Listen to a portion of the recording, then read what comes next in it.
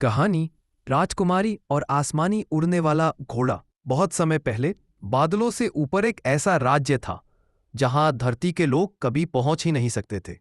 उस राज्य की राजकुमारी का नाम था आर्या। आर्या बहुत ही जिज्ञासु और साहसी थी। एक दिन जब वो राजमहल की ऊंची बालकनी से आसमान को देख रही थी तो अचानक उसे दूर चमकती हुई एक रोशनी दिखाई दी। धीरे धीरे वह रोशनी पास आई और उसके सामने प्रकट हुआ एक आसमानी उड़ने वाला घोड़ा, जिसके पंख नीले आकाश जैसे और आंखें तारों की तरह चमकदार थीं। घोड़े ने खुद का नाम बताया, नील वायु। उसने कहा, राजकुमारी, मुझे आसमान के देवताओं ने भेजा है।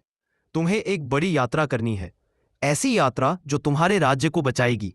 आर्या थोड़ी घबराई, लेकिन बहादुरी से उसने घोड़े की पीठ पर बैठने का निश्चय किया।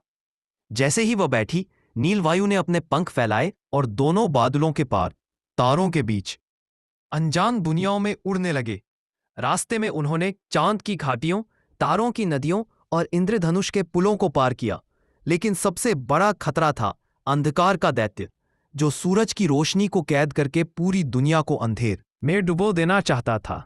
नीलवायु ने कहा, केवल तुम्हारे साहस से यह अंधकार मिटेगा। राजकुमारी ने अपनी बुद्धि और दया से दैत्य को युद्ध में हराने के बजाय उसकी अकेलापन समझा। उसने दैत्य से कहा, तुम्हें रोशनी से डरने की जरूरत नहीं। रोशनी बांटने से कभी खत्म नहीं होती, बल्कि और बढ़ती है। दैत्य उसकी बातों से पिघल गया और सूरज को मुक्त कर दिया। सूरज की किरणें फिर से धरती और आसमान पर बिखर गईं। राजकुमारी आर्या और नीलवायु वापस राज्य लौटे। वहां सबने उनका स्वागत किया। आसमानी उड़ने वाला घोड़ा आकाश में विलीन हो गया, लेकिन जाते जाते उसने कहा, जब भी तुम्हें साहस की जरूरत होगी, मैं फिर लौट आऊंगा।